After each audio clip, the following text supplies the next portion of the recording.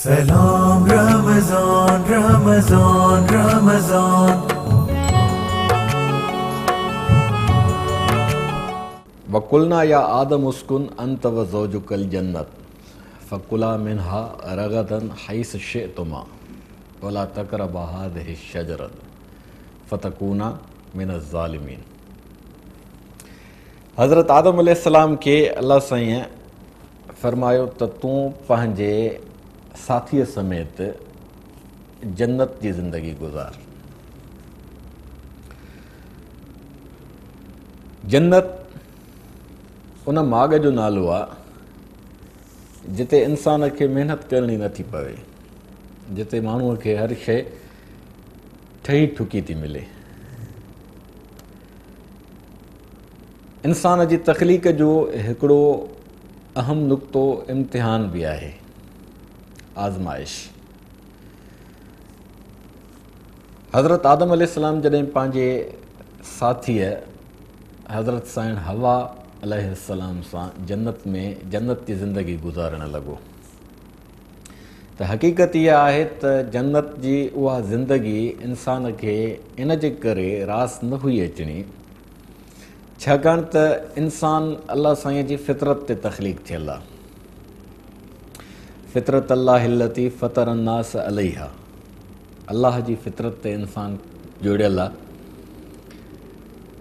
जंहिंजे करे इंसान में तजस्सुस जो ऐं इंसान में मुसलसल जिदोजहद जो जेको वादो रखियलु आहे, जेका सलाहियत रखियलु आहे, उहा इंसान खे हिकु जाइ ते टिकणु न ॾींदी आहे। इहो इंसान जो फ़लसफ़ो आहे, इहा आदम जी ख़ासियत आहे। हज़रत आदम अलैहिस्सलाम खे हिकिड़ी तक़दीर आहे, सभ खां पहिरियों जेका शइ जुड़ी काइनात में, अल्लाह साईं फरमायो अव्वल मा ख़लक़ल्लाहुल कलम, अव्वल मा ख़लक़ल्लाहुल कलम। त अल्लाह साईं सभ खां पहिरियों जेका शइ जोड़ी उहो आहे कलम। नबी करीम सल्लल्लाहु अलैहि वसल्लम जन असांखे ॿुधायो, ईअं का वाइड़ी ॻाल्हि कान्हे का। जेकॾहिं कंहिं शख़्स उन ते आङुरियूं उभियूं था कनि त उहे पंहिंजी औकात ॾिसनि त आङुर उभी करण वारो आहे केरु। जेको शख़्स मूडी आहे, जेको शख़्स पंहिंजे वस में कोन्हे को, उहो एॾी वॾी हक़ीक़त जो इनकार करे वेही रहे ऐं ज़हीन ऐं हसास दिमाग़नि खे वाइड़ो करण जी कोशिशि करे, त इहा जहालत आहे। असांजो जीअं अल्लाह साईं जी ज़ात ते पको ईमान आहे, जीअं हुज़ूर अक़दस सल्लल्लाहु अलैहि वसल्लम जन सां असांखे इश्क़ जी हद ताईं मुहबत आहे, प्यार आहे, तीअं असां उन जे फ़रमाननि खे, उन जे अहकामनि खे, उन जे सीरत तय्यबा खे पंहिंजे दिलि में हंडायूं था ऐं उन मुताबिक़ पंहिंजे सोचुनि खे रवां दवां था रखूं, जंहिंजे करे असांखे अहसासु थो थिए त असां अज़ल खां अबद ताईं हिकु मुसलसल हक़ीक़त आहियूं, जेका हक़ीक़त रहणा आहियूं। असां धणका आहियूं, धणका न आहियूं।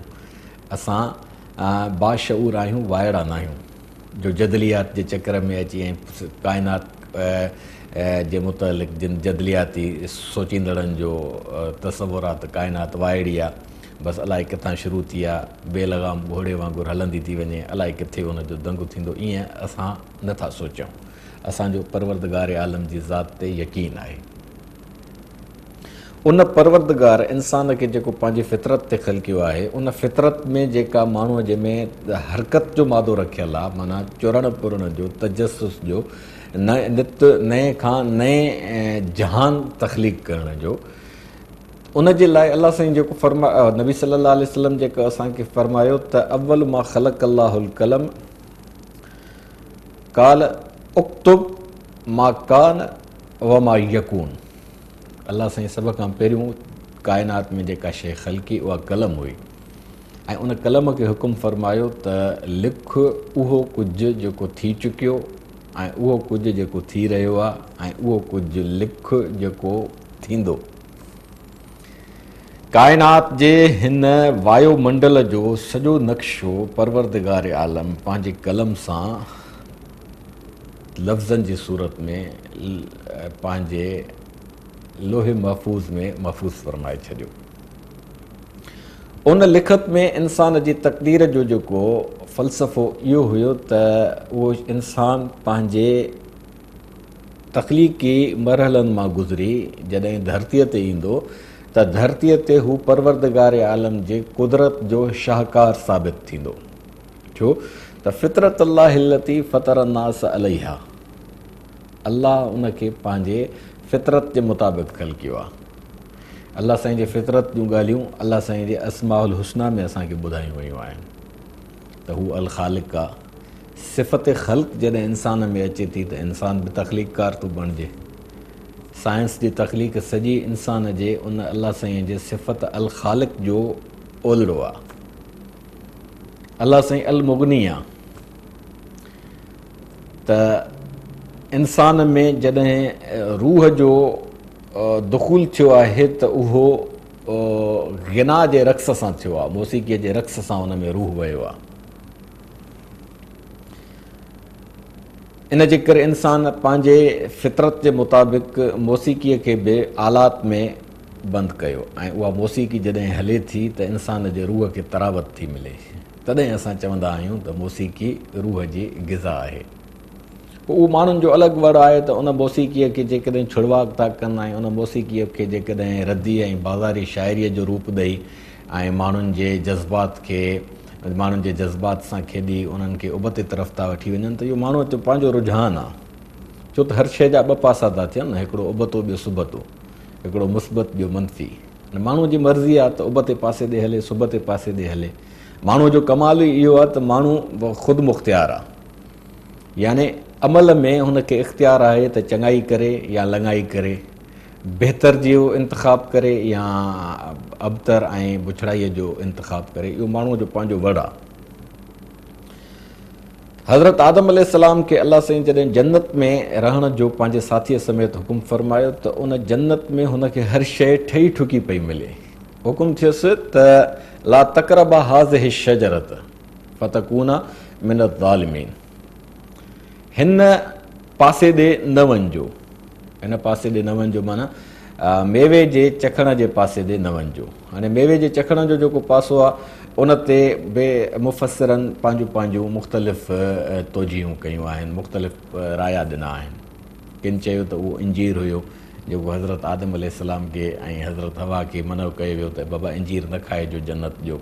हिकिड़नि चयो त उहो कणिक जो दाणो हुयो, कणिक जो उहो दाणो न खाइजो, कणिक जो उहो दाणो मखण खां वधीक नरम हुयो ऐं मेवे खां वधीक लज़ीज़ हुयो। ऐं हिकिड़नि चयो त उहो अंगूर हुयो, कुझु बि हुयो। बहरहाल ज़ाक़ शजरत खे हिकु नुक़्तो इहो बि आहे त तव्हां पंहिंजे नसुल जी अफ़ज़ाइश जे लाइ पंहिंजो जिन्सी ताल्लुक़ क़ाइमु न कयो। उहो थियणो हुयो।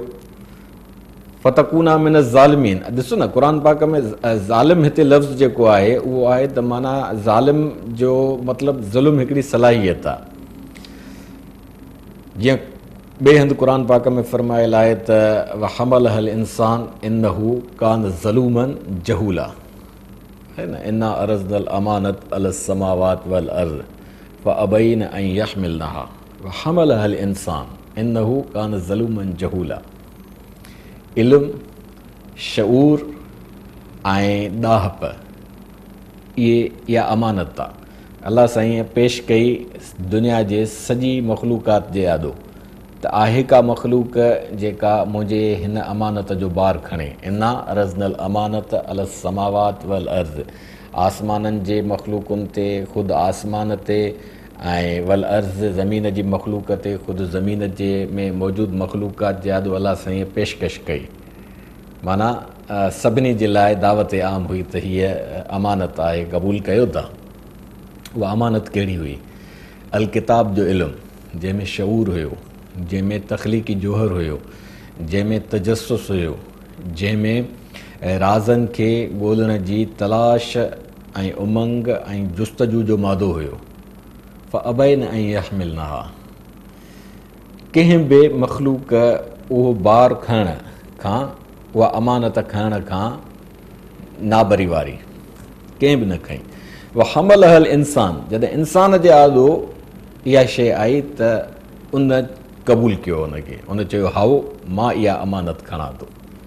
हाणे अलाह साईं हुनजो सबबु थो ॿुधाए, इन्नहू कान ज़लूमन जहूला, छो त इंसान में ॿ मुतज़ाद शयूं हिक ई वक़्तु मौजूदु हुयूं, ज़लूमन ऐं जहूलन। ज़लूमन माना हू हिकिड़ो ऊंदहि अंधोकार सां भरियल हुयो, त ऊंदहि अंधोकार सां भरियल शइ में जॾहिं रोशनी ईंदी त उहा शइ मुनवर थी पवंदी। जहूला जहालत सां हिकिड़ी शइ भरियल आहे, उन जहालत खे में जॾहिं इल्म जो शऊर अची वेंदो त उहा जहालत ख़तमु थी वेंदी। माना स्पेस आहे हिकिड़ो, उन स्पेस में जॾहिं का शइ, स्पेस जो मतिलबु आहे ख़ाली पिणो, ख़ाली पिणे में गुंजाइश हूंदी आहे कंहिं शइ जे मौजूदगीअ जी। धरतीअ जे या आसमाननि जी कंहिं बि मख़लूक में उहा शइ मौजूदु, इहा सलाहियत मौजूदु न हुई, इंसान में हुई, जंहिंजे करे इंसान उहा अमानत, अमानत कहिड़ी आहे, शऊर जी अमानत, इल्म जी अमानत, अल किताब जे मालूमात जी अमानत, उहा इंसान खईं, छाकाणि त उन में सलाहियत हुई। इन्नहू कान ज़लूमन जहूला जो सवली सिंधीअ में मतिलबु इहो आहे त छाकाणि त हू बासलाहियत मख़लूक आहे, इन जे करे हुन खईं। हाणे इहो जेको फतकूना में न ज़ालिमीन जो लफ़्ज़ु आहे, त जेकॾहिं तव्हां हिन अमल खे बख विधो त पोइ तव्हां ज़ालिमीन मां थी पवंदो, माना तव्हांजे सलाहियतुनि जी उहा जे शुरूआति जो दौरु हूंदो। हाणे उन्हनि खे इब्लीस पे भड़कायो, छो त इब्लीस जो कमु हुयो साड़। हाणे इब्लीस उन्हनि खे मुतवजे कयो, ज़रियो बणियो इब्लीस इंसान जे तख़लीक़ जे मक़सद खे शुरूआति करण जो। इंसान खे जेको अलाह साईं मक़सदु ॾिनो त तूं वञी धरतीअ ते ज़िंदगी आबाद कर ऐं तूं समाज अॾ, छो त इल्मुल अस्मा जेको आहे उहो समाज अॾण जे इल्म खे थो चइजे, जेको अलाह साईं हज़रत आदम अलैहिस्सलाम खे सेखारियो, जेको मलाइकनि में न हुयो। त हाणे शैतान जो कमु हुयो त उन्हनि पंहिंजे बाहि जे सड़त में पंहिंजे साड़ जी जेका यूटिलाइज़ेशन करे उहा धरतीअ ते माण्हू अचे, उनजो नस्ल वधे, त उन्हनि ते अची पंहिंजो उहो साड़ अप्लाई करे, त उन जे तवसुत सां जॾहिं हज़रत आदम अलैहिस्सलाम ऐं हज़रत हवा अलैहिस्सलाम पंहिंजे उन मुबाशरत खे वेझो थिया, ज़ाक शजरत जो मतिलबु आहे त उन्हनि पंहिंजो जिन्सी अमल शुरू कयो। हिकिड़ो मक़सदु इहो आहे। मुफ़सिरनि ॿिया बि उन जे जेके तोजीहूं कयूं आहिनि, असां उन ते बि ॻाल्हाए, मुख़्तसरनि जेका पंहिंजी राय हुई उहा पेश कईसीं। पोइ जॾहिं थियो त अलाह साईं उन्हनि खे चयो, ए बि तूं मिस्रनि, त हाणे तव्हां धरतीअ ते लही वञो। धरतीअ ते लही वञण जो मतिलबु आहे त हाणे तव्हांजी ज़िंदगीअ में जिदोजहद जो जेको अंसर आहे उहो हितां शुरू थींदो। हाणे तव्हांजे लाइ लाज़िम आहे त इन लक अल्लाह तजूअ फ़ीहा वला तअरा व अनक ला तज़म फ़ीहा वला तज़हा, 4 शयूं थियूं। त बुख खे ख़तमु करण जे लाइ तव्हांखे ज़राअत जो शोबो इख़्तियार करणो पवंदो, ऐं अंग ढकण जे लाइ तव्हांखे कपिड़े जी ईजाद ॾांहुं वधणो पवंदो। अनक ला तज़म फ़ीहा वला तज़हा, ऐं उस खां बचण जे लाइ तव्हांखे बचण जे लाइ तव्हांखे घर घाट अॾणा पवंदा, पंहिंजा छांवरा अॾणा पवंदा, पंहिंजा अझा अॾणा पवंदा। उनखे अलाह साईं पंहिंजे हिकमत सां जेको अॻिते बयानु फ़रमायो आहे त वतलु अलैहिम नब अबनई आदम बिल हक़ इज़ करबा क़ुरबानन फतक़ुब्बिल मिन अहदिहिमा वलम युतक़ब्बल मिनल आख़िर। हज़रत आदम अलैहिस्सलाम जे 2 पुटनि जो किस्सो, हाबील ऐं काबील जो किस्सो। उन्हनि क़ुर्बानी पेश कई।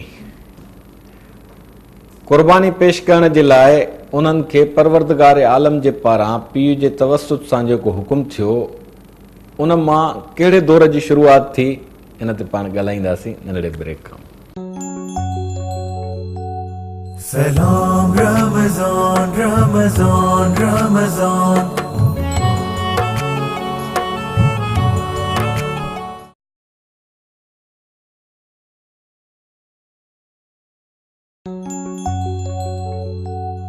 Salam Ramazan, Ramazan, Ramazan.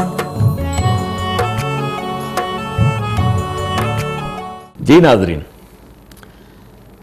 त हज़रत आदम अलैहिस्सलाम जे जॾहिं धरतीअ ते उन जो नुज़ूल थियो जन्नत खां, जन्नत जी ज़िंदगी हिकु तमसीली ज़िंदगी हुई, माना जिते उनखे महिनत न हुई करणी, हर शइ ठही ठुकी पई मिले। हाणे इंसान जी फितरत में जॾहिं तजसुस रखियलु आहे, जॾहिं जुस्तजूअ जो मादो रखियलु आहे, जॾहिं उन में महिनत करण जो अंसर रखियलु आहे, हू अलाह जी फितरत ते ठहियलु आहे। ऐं अलाह जी फितरत आहे कुल यौमिन हुव फी शान। हू हर जीअं अलाह साईं पंहिंजे हर नए पल में पंहिंजो नए अंदाज़ सां जलवो पसाए थो, त ईअं इंसान में बि इहा सलाहियत रखियलु आहे त उहो ज़िंदगीअ खे नवनि रुखनि तां वठी हले। जुमूद इंसान जी फितरत खे क़बूल नाहे। तहरुक इंसान जे फितरत जो हिकिड़ो अहिड़ो ख़ासो आहे जेको हुनखे अॻिते वठी थो हले, नयूं शयूं ईजाद करण ते आमादा थो करे ऐं ज़िंदगीअ में रौनक पैदा करण जे लाइ हुन में इहा जुस्तजू पैदा थो करे, जो माण्हू नयनि खां नयूं शयूं थो तख़लीक़ करे, नयनि खां नवां फ़लसफ़ा खणी थो अचे, नवनि खां नयूं थियोरीज़ खणी थो अचे। इहा इंसान जी फितरत आहे, जंहिं फितरत ते अलाह साईं हुनखे ठाहियो आहे। हज़रत आदम अलैहिस्सलाम जे लाइ अलाह साईं फरमायो न त डिॼो अलाह खां, या अय्युहन्नासु इत्तक़ू रब्बकुम अल्लज़ी ख़लक़कुम मिन नफ़्सिन वाहिद वजअल मिनहा ज़ौजहा वबस्स मिनहुमा रिजालन कसीरा। त तख़लीक़ जो जुहर जंहिंमां हज़रत आदम जुड़ियो ऐं उन हज़रत आदम मंझां उन जो साथी जुड़ियो, जंहिं ॿिन्ही वजूदनि मां इंसानियत जा जूं खेपूं जुड़ियूं, इंसानियत जा नस्ल जुड़िया। ईअं सिलसिलो जेको हलंदो आहे, इंसान जे तख़लीक़ जो शुरूआती जोहर मिटी आहे। उनखां पोइ वरी जेको इंसान जी तख़लीक़ जो जोहर आहे उहो आहे मिन अमशाज नब्तली फजअलनाहु समीअन बसीरा। त इंसान हिकु मख़सूस पंहिंजे बाडीअ में मौजूदु पाणियात खे मुख़्तलिफ़ मरहलनि मां गुज़ारे माउ जे गिर्भ ताईं पहुचाए, उन मां मरहलेवार गुज़री ऐं धरतीअ ते वजूद पज़ीर थो थिए।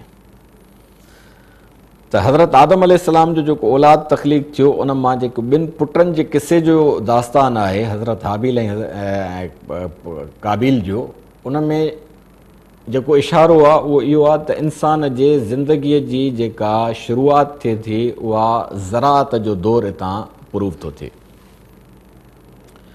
छो त इज़ करबा क़ुर्बाननि फ़तक़ुबिल मिन अहदिहिमा वलम युतक़ब्बल मिनल आख़िर। पहिरियों जेको जन्नत जे मां हेठि अचण जो दौरु हुयो, उहो दौरु हुयो शिकार जो। शिकार आल जाल मिले पियो ऐं शिकार करणु सवलो हुयो। ॿियो दौरु जेको हुयो उहो हो ज़राअत जो। इन लक अलाह तजूअ जेको अलाह साईं फरमायो त हाणे बुख खे ख़तमु करण जे लाइ माण्हू जी फितरत आहे न त पंहिंजो वट करणु, जेके असां चवंदा आहियूं बाबा वट कजे, त वट करण जे लाइ रुगो शिकार, रुगो शिकार, रुगो शिकार, उन ते माण्हू भाड़े न थिए सघियो। ऐं उन खां पोइ हुन कुझु शयूं जेके पाण ॿाहिरि फिटी कयूं, उन्हनि जे फिटी करण खां पोइ उन मां दाणा पैदा थिया, दाणनि पैदा थियण खां पोइ सलाह पैदा थिया, सलनि खे वरी मुनज़म शक्ल मिली, ज़राअत जो दौरु शुरू थियो। शिकार जो दौरु ख़तमु थियो, ज़राअत जो दौरु शुरू थियो। त हाबिल ऐं काबिल जो जेको तकरार थियो पाण में, उन तकरार में उन्हनि जे लाइ फ़ैसिलाइती ॻाल्हि इहा बीठी त तव्हां परवरदिगार जे आलम जे हुज़ूर में पंहिंजूं क़ीमती शयूं पेश कयो क़ुर्बानीअ जे लाइ। काबिल जो पेश कयो शिकार, छो त शिकार सवलो हुयो, ऐं हाबिल पेश कयो अनाज, छो त अनाज उन वक़्तु क़ीमती हुयो। अनाज वॾी मुश्किल सां, हींअर हिन दौर वांगुरु तरक़ी याफ़्ता दौर त न हुयो न उहो। त हाबिल जॾहिं अनाज शुरू कयो त फ़तक़ुबिल मिन अहदिहिमा, काबिल जो जी जेका क़ुर्बानी हुई, क़ुर्बानीअ जो मतिलबु इहो हुयो त ॾिसिजे त माण्हू पंहिंजो जेके हज़रत आदम जा पुट आहिनि, उन्हनि मां जेको क़ीमती शइ आहे उहो केरु थो पेश करे ऐं कंजू साहिब केरु थो करे। आहे ज़िंदगी इम्तिहान आहे न, अल्लज़ी ख़लक़ल मौत वल हयात लियब्लुवकुम अय्युकुम अहसन अमला। त मौत ऐं ज़िंदगीअ जे विच में इंसान जो हीउ जेको हयातीअ जो मरहलो गुज़रे थो उहो आहे ई सॼो इन ते बीठल त माण्हू पंहिंजे ज़िंदगीअ में बहितर खां बहितर, ख़ूब खां ख़ूबतर, सुहिणे खां सुहिणो अमल कहिड़ो थो करे। इहा आज़माइश आहे, इहो इम्तिहान आहे। बल्कि क़ुर पाक में हिकिड़ी जॻह ते अञा वज़ाहत सां फरमायल आहे, लन तनालुल बिर्र हत्ता तुनफ़िकू मिम्मा तुहिब्बून, त तव्हां नेकीअ जो बुलंद मक़ाम तेसिताईं हासिल नथा करे सघो जेसिताईं तव्हां उहा शइ ख़र्च कयो जंहिं सां तव्हांजी तमामु घणी मुहबत आहे। मुहबत ज़ाहिरी ॻाल्हि आहे उन शइ सां थींदी आहे जेका अनमोल हुजे, ऐं अनमोल उहा शइ हूंदी आहे जेका हथु करणु ॾाढी ॾुखी हूंदी आहे। महांगियूं शयूं, क़ीमती शइ थींदी तॾहिं आहे जॾहिं उहा उनजी रसद आम न हुजे, ॾाढी ॾुखी मतिलबु ठहंदी हुजे या ॾाढी ॾुखी उनजी उपत थींदी हुजे, त उन वक़्तु अनाज जेको उनजी उपत ॾाढी ॾुखी थींदी। हज़रत आदम अलैहिस्सलाम जा पुट सभु महिनती त हुया, त शिकार आल जाल हूंदो हुयो, झंगलात जी ज़िंदगी हुई, गार जी ताज़ी ज़िंदगी हुई, घर घाट जेके हुया अञा तामीरात जो ई भितनि वारो ऐं घरनि वारो मुनज़म सिस्टम न हुयो, तॾहिं गार जी ज़िंदगी हुई। गार माण्हू ॻोल्हे वञे पहाड़नि में, गार में रहे ऐं उन गार जे चौधारी शिकार करणु को मसइलो कोन्हे। को पहाड़नि जा माण्हू अॼु बि जेके आहिनि उन्हनि वटि तव्हां महिमान थी वेंदो त उते तव्हांखे जेकॾहिं कंहिं झंगली ॿकर खाइण जी फरमाइश कंदो, झंगली सहे खाइण जी फरमाइश कंदो या कंहिं हरण खाइण जी फरमाइश कंदो, जेके उते जानवर मौजूदु हूंदा तव्हांखे मतिलबु कलाकनि पहिरीं उहा शइ मुयसरु करे ॾींदा, तव्हां उनजी वठ करे सघो था। तॾहिं बि शिकार सवलो हुयो। हाणे अनाज हिकु पहाड़ी इलाइक़ो, ॿियो उते पाणी अणल बि, उते अनाज पैदा करणु वॾो मसइलो हुयो। तकरार खे निबेरण जे लाइ हज़रत आदम अलैहिस्सलाम जे पुटनि मंझां हज़रत हाबील जेको अनाज पेश कयो त उनजी जेका क़ुर्बानी क़बूल थी, त इतां ज़राअत जे तरफ़ इंसान खे इशारो मिलियो त हाणे तव्हां पहाड़नि खां मैदानी ज़िंदगीअ ॾे अचो। मैदानी ज़िंदगीअ में इंसान जे तख़लीक़ी जोहर जा जेके पासा हुया उहे अञा वधीक उजागर थियण लॻा। तख़लीक़ी जोहर जे उन्हनि पासनि खे जॾहिं हज़रत हाबील जे तवसुत सां मैदानी ज़िंदगीअ में आंदो वियो त उतां इंसान जो हिकिड़ो नओं दौर थो शुरू थिए। तहज़ीब जो, तमदन जो ही हेॾो सफ़र जेको माण्हूअ पंहिंजे ज़िंदगीअ में तय कयो आहे उहो ईअं मामूली ॻाल्हि न आहे। केतिरनि ई मरहलनि मां इंसानु गुज़रियो आहे। माना जन्नत जी ज़िंदगीअ खां धरतीअ जे ज़िंदगीअ ते माण्हू पहुतो। हिकिड़ी ज़िंदगी आहे जिते का बि महिनत ऐं मज़दूरी करणी न हुई। हिकिड़ी ज़िंदगी आहे जिते तव्हांखे महिनत ऐं मज़दूरीअ खां सवाइ को चारो कोन्हे को। पोइ महिनत ऐं मज़दूरीअ जा मुख़्तलिफ़ पासा आहिनि। उन्हनि पासनि में तव्हां में जेका सलाहियत आहे उन सलाहियत मुताबिक़ तव्हां जेको पंहिंजो पासो रुख़ इख़्तियारु कयो। उन रुख़ इख़्तियारु करण जे लाइ जेके नबी सगूर आया उन्हनि जेका तालीमात ॾिनी उन तालीमात जो लुबे लुबाब हिकिड़ो ई आहे। पहिरें पैगंबर खां वठी आख़िरी पैगंबर ताईं, आख़िरी पैगंबर खां पोइ सॼ इंसाननि जे दुनिया जा जेके मुस्लिहीन ऐं सुधारक थी गुज़रिया आहिनि उन्हनि जे दौर जे सुधारकनि खां वठी अॼु जे दौर जे सुधारकनि ताईं जेको महिनत जे मद में मिलंदड़ फल आहे उहो सिर्फ़ु ऐं सिर्फ़ु हिकु नुक़्ते ते बीठल आहे। उहो नुक़्तो कहिड़ो आहे? लैस लिल इंसान इल्ला मा सआ। उहा शइ माण्हूअ जे लाइ हलाल थी जेका शइ हुन सयो करे हासिल कई, महिनत करे हासिल कई, हणवठि करे हासिल कई। छो त जन्नत जी ज़िंदगीअ में हर शइ ठही ठुकी मिले पई, इन जे करे उते ज़िंदगीअ जो को लुत्फ़ कोन हुयो। धरतीअ ते ज़िंदगीअ ते हर शइ पाण पैदा करणी पई पए। माण्हू ॼमे थो, उन खां पोइ वधे थो, वेझे थो, उनखे इल्मु हासिलु करिणो थो पवे। इल्मु हासिलु करण जी उन में सलाहियत मौजूदु आहे ऐं वरी उन इल्म जी हासिलात जे सफ़र खे परवरदिगार आलम जे नबी सगूरनि या सुधारकनि या मुस्लिहीन उनखे इबादत जो दर्जो ॾिनो आहे। इबादत जो ही जेको सरब सुजूद थियण वारो रुख़ आहे इन में को शक न आहे त इहा बि इबादत आहे। इबादत जो 90 किलो थी अलाह साईं जे अस्माए हुस्ना जो ज़िक्र करणु इहा बि इबादत आहे। सुभान अल्लाह व बिहम्दिही सुभान अल्लाहिल अज़ीम। रसूलुल्लाह सल्लल्लाहु अलैहि वसल्लम जन फरमायो कलिमतान ख़फ़ीफ़तान अलल लिसान हबीबतान इंदर रहमान सकीलतान फिल मीज़ान सुभान अल्लाह व बिहम्दिही सुभान अल्लाहिल अज़ीम। 2 कलमा आहिनि सफ़ा नंढड़ा पितकड़ा जेके अल्लाह साईं जे ताराज़ीअ में तमामु वॾा वज़नदार आहिनि ऐं अल्लाह साईं जे हुज़ूर में ॾाढा प्यारा था लॻनि। उहे जॾहिं इंसान जी ज़बान मां उचारजनि था त अल्लाह साईं खे ॾाढा वणनि था ऐं ज़ुबान ते सफ़ा आसानीअ सां अची था वञनि। को बि कशालो नथो करिणो पवे, यादि करणु उन्हनि जे मसइलो कोन आहे। जल्दी जल्दी झटि झटि तव्हां उहे उचारे सघो था। सुभान अल्लाह व बिहम्दिही सुभान अल्लाहिल अज़ीम। सकीलतान फिल मीज़ान माना जेके ताराज़ीअ में वल वज़्न यौम इज़निल हक़ अल्लाह साईं फरमायो आहे न त महशर जे ॾींहुं मां तव्हांजे अमलनि खे ऐं तव्हांजे गुफ़्तनि खे तोरींदुसि। अमा मन सकुलत मवाज़ीनुहु फ़हुव फ़ी ईशत राज़िया व अमा मन ख़फ़त मवाज़ीनुहु फ़उम्मुहु हाविया।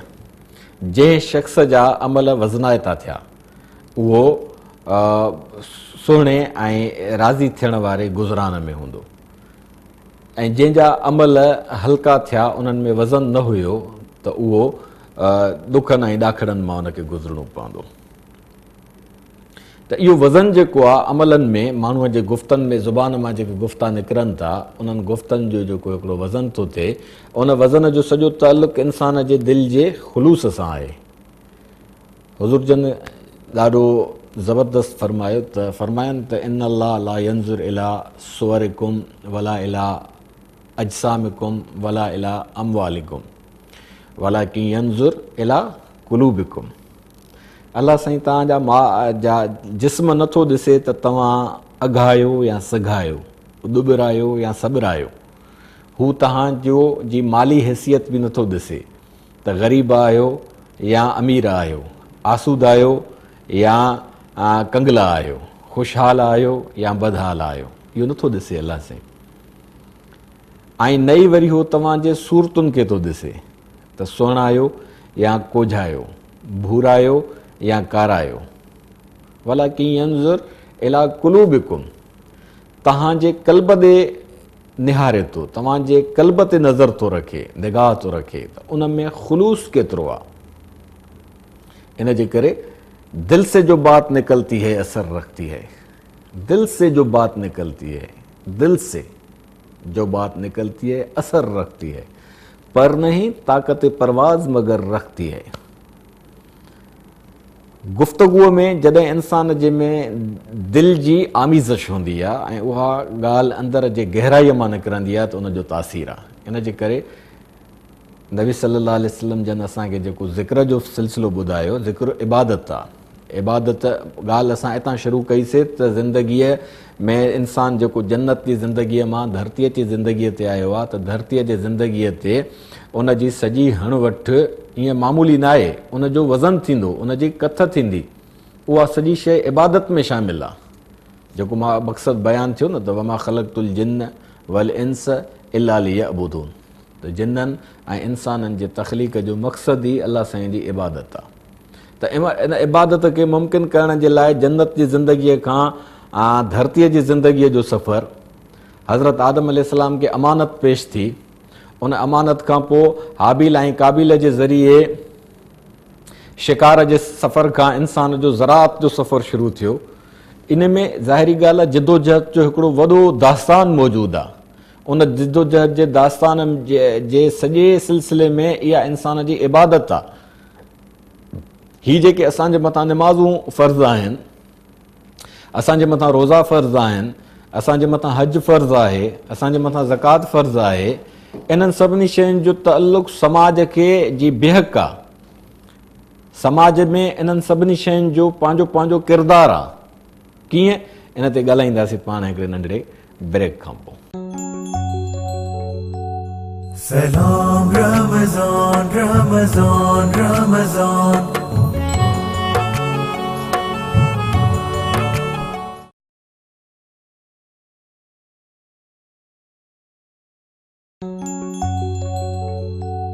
Salam Ramazan, Ramazan, Ramazan. जी नाज़रीन, त ज़िंदगीअ जो ही सॼो सफ़र इंसान अवल खां वठी असांजे मौजूदा ज़माने ताईं जेको बि थींदो आयो आहे उहो सॼो इबादत ते मुश्तमिल आहे। का बि शइ ला युगादिर सगीरतन वला कबीरतन इल्ला अहसाहा, हर नंढो दास्तान, हर वॾो दास्तान, हर मुख़्तसर किसो, हर तवील किसो, सभु शयूं महफ़ूज़ थींदियूं थियूं वञनि। कुल्लुन फ़ी किताब मुबीन, परवरदिगार जो हिकिड़ो लोहे महफ़ूज़ जे तक़दीर जो किताबु आहे। ऐं ॿियो धरतीअ ते इंसान जे किरदार जो कलम रवां दवां आहे। हाणे ॻाल्हि आहे त उहो लोहे महफ़ूज़ में लिखियल तक़दीर जो दास्तान ऐं धरतीअ ते अदा थींदड़ किरदार, जेकॾहिं धरतीअ ते अदा थींदड़ किरदार उन लोहे महफ़ूज़ जे तक़दीर सां भेटबो थो हले त पोइ ज़िंदगीअ में रौनक थी पैदा थिए। फ़सन यसिरहु लिल युसरा, पोइ ज़िंदगी सणाई थींदी थी हले, अणाई ख़तमु थींदी थी वञे, सभु सणाई थींदी थी हले, अणायनि खां असां पाक थींदा था हलूं। पोइ धरती बि जन्नत वारी ज़िंदगी थी पेश करे। पर जेकॾहिं माण्हू हिन धरतीअ ते उन अहिड़ो किरदारु थो अदा करे जेको लोहे महफ़ूज़ में लिखियल किरदार खां सां भेटिजे नथो ऐं उहे मैच नथा थियनि किरदार, त पोइ ज़िंदगी लोॾनि में थी अचे।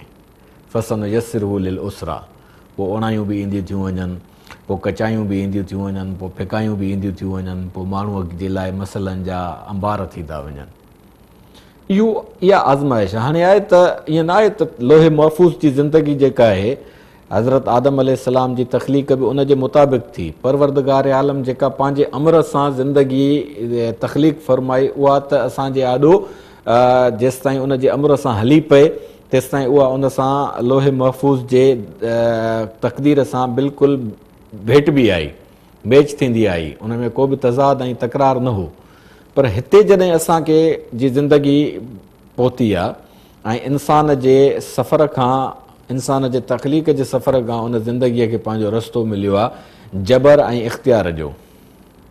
इंसान न को मजबूर आहे न को वरी मुख़्तार आहे, इंसान जबर ऐं इख़्तियार जे बैलेंस जो नालो आहे। हज़रत अली साईं खां हिकु शख़्स सवालु पुछियो त साईं इंसान केतिरो मजबूर आहे ऐं केतिरो मुख़्तार आहे, इंसान केतिरो जबर जो शिकार आहे ऐं इंसान केतिरो साहिब इख़्तियार आहे। हज़रत अली साईं उनखे सम्झाइण जे लाइ हिकु प्रैक्टिस कराई, चयईंसि त तूं पंहिंजी लत उभी कर। उन शख़्स लत उभी कई ऐं चयईंसि इहा उभी हुजे, ॿी बि उभी कर। चयईं साईं इहो त मुमकिन ई कोन्हे को, मां वञी फहको कंदुसि, किरी पवंदुसि। हज़रत अली साईं फरमायोसि त तक़दीर इन शइ जो नालो आहे, इंसान जी ज़िंदगीअ जो सॼो फ़लसफ़ो इन शइ जो नालो आहे त हू जेतिरो इख़्तियार थो रखे ओतिरो मजबूर बि आहे, जेतिरो इख़्तियार थो रखे ओतिरो मजबूर बि आहे।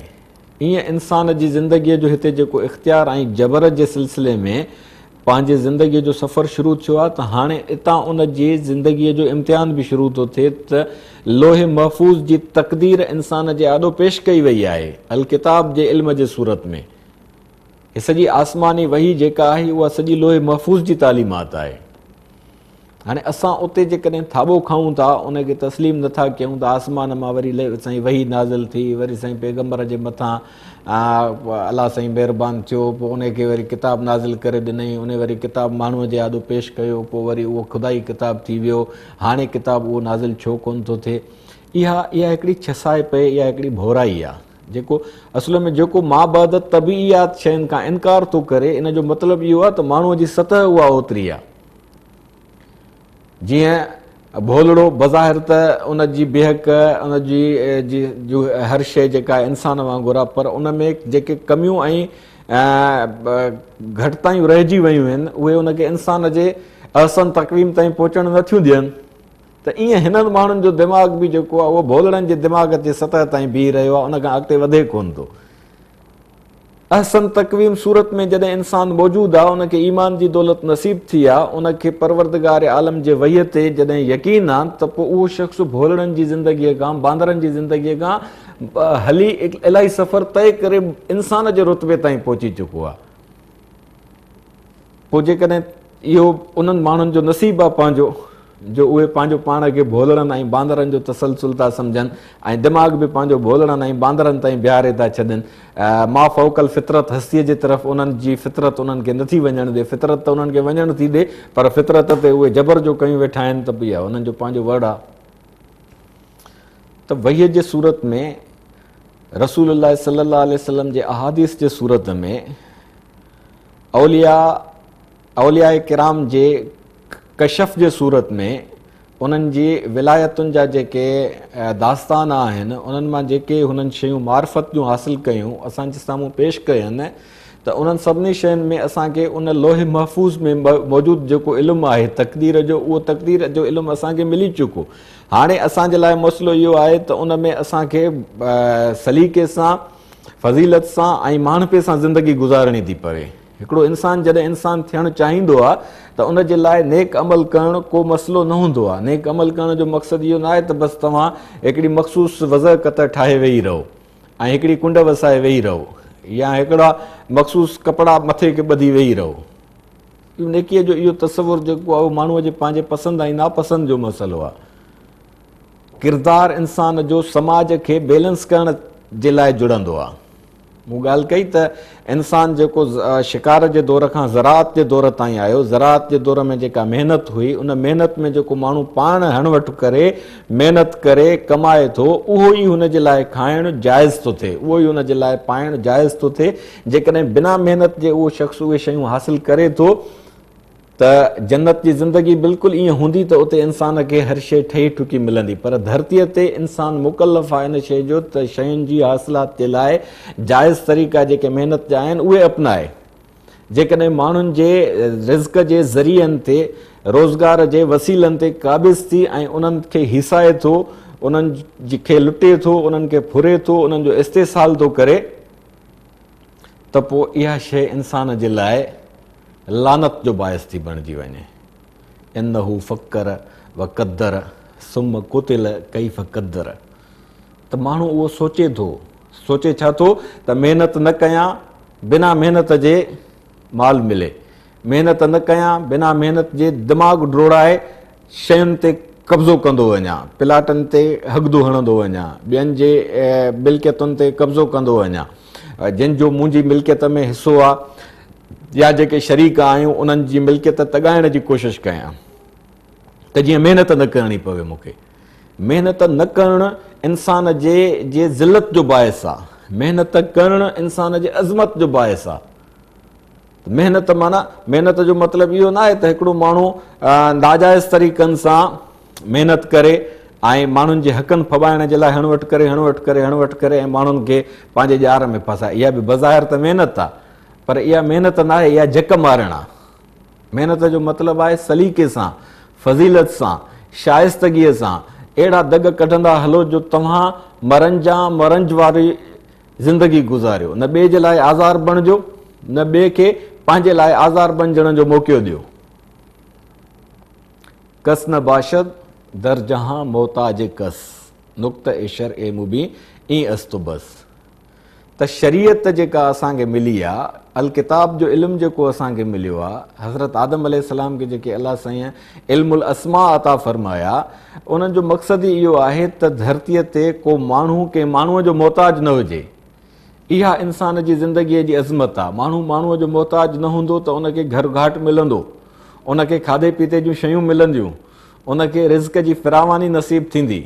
हाणे उनजो जेको बक़ाया वक़्तु थींदो उहो उनखे नए अंदाज़ सां सोचण जो रुख ॾींदो। सिहत जे मामले में जेकॾहिं हुन जे लाइ इलाज जो जोॻो इंतिज़ाम हूंदो त उहो इंसानु परेशान न थींदो। औलाद जी नेमत अलाह साईं हुनखे नसीब फरमाई आहे, उहो पंहिंजे औलाद जी तालीम जे लाइ जेकॾहिं हिकिड़े मोतदल रियासत में रहे थो, उते तालीम जो जोॻो बंदोबस्तु आहे, त उहो शख़्स औलाद जे बाबति बि फ़िक्रमंद न थींदो।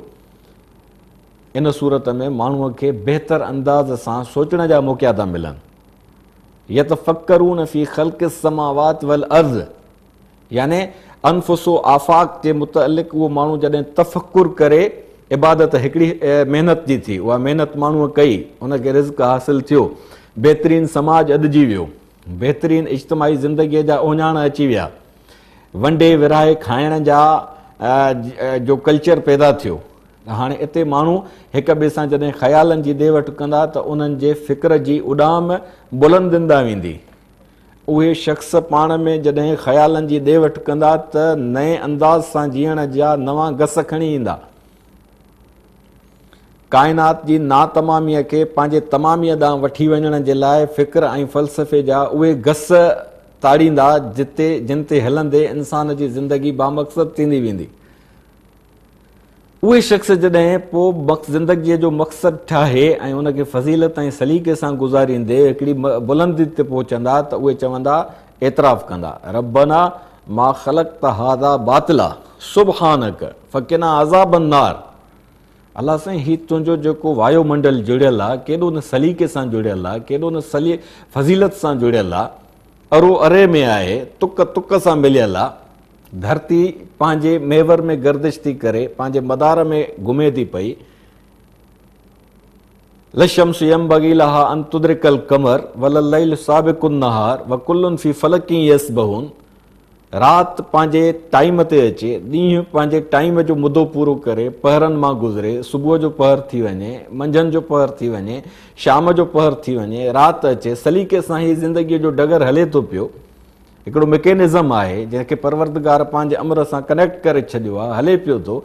उन ज़िंदगीअ जे वायुमंडल खे जॾहिं माण्हू पंहिंजी मार्फत सां माणे थो वठे त एतिराफ़ थो करे, रब्बना मा ख़लक़्त हाज़ा बातिला, छा त ख़ूबसूरत निज़ाम आहे अलाह साईं तुंहिंजो, का बि शइ उन में फज़ूल कान्हे। सुबहानक, केॾो त तूं पाक आहीं, केॾो न तूं अज़ीम आहीं, केॾो न तूं ख़ूबसूरत आहीं। फ़क़िना अज़ाबन नार। हाणे उन्हनि शख़्सनि पंहिंजे ज़िंदगीअ जो जेको तमद्दुन ऐं तरक़ीअ जो कल्चर ऐं तहज़ीब क्रिएट कई, तख़लीक़ कई, उन में इहो आहे त तव्हां ज़िंदगीअ खे अज़ाब बणिजणु न ॾियो। ज़िंदगी अज़ाब तॾहिं न बणिबी जॾहिं सभु माण्हू महिनती हूंदा, जॾहिं सभु माण्हू पंहिंजो कमु पाण कंदा, जॾहिं सभु माण्हू पंहिंजे वक़्त जो अहिड़ो डगर हलाईंदा जंहिंमें फितरत सां हम आहंग ज़िंदगीअ जा उहे पासा साम्हूं ईंदा जिन ते अलाह साईं इंसान खे जोड़ियो आहे। फितरत अल्लाह हिलती फतर अन्नास अलैहा ला तब्दील लिकलिमातिल्लाह। इहे अलाह जा कलिमात आहिनि जिन में तव्हां रदो बदल कंदव त फितरत ॼावाडोल थी वेंदी। जिन खे तव्हां हम आहंगी पैदा कंदव त तव्हांजी फितरत तव्हांखे बुलंदनि ॾांहुं वठी हलंदी। इंसान जे फितरत में परवरदिगार आलम साले हुजण जो जुज़ रखियो आहे। बदी ख़ारिजी असरु आहे, इंसान जो दाख़िली असरु न आहे। इंसान खे हिकिड़ो ॿारड़ो ॼमे, उनखे तव्हां अहिड़े माहौल में छॾे अचो जिते को बि माण्हू हुन सां न मिले, को बि समाज न हुजे, का बि तहज़ीब न हुजे। उहो जॾहिं जवान थी वञे उनखे वठी अचो त उहो तव्हांखे पंहिंजी सलीम फितरत ते नज़र ईंदो। उहो कूड़ न ॻाल्हाईंदो, उहो हगदो न हणंदो, उहो ॿाड़ो न ॿोलींदो, उहो वक़्तु न ज़ाया कंदो।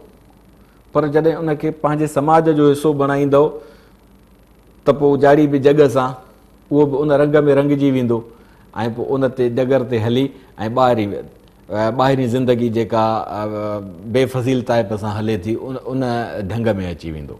उन्हनि समाजनि में जेके बेढंग आहिनि, जेके ढंगाइता समाज आहिनि, जिन समाजनि जे पोयां जिदोजहद जो वॾो सफ़र आहे, उन्हनि शख़्सनि पंहिंजी ज़िंदगीअ खे जॾहिं ऐं फितरत जे रस्तनि ते गामज़न करे छॾियो आहे त उहे हींअर पंहिंजी धरतीअ खे बि जन्नत ठाहियूं वेठा आहिनि।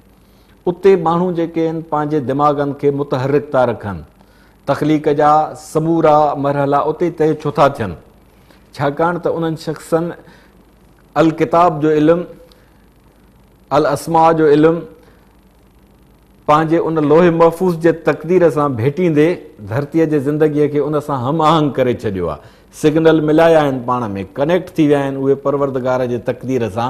इन जे करे हुननि जे ज़िंदगीअ जो मुक़दर बि संवारियल ऐं सींगारियल आहे।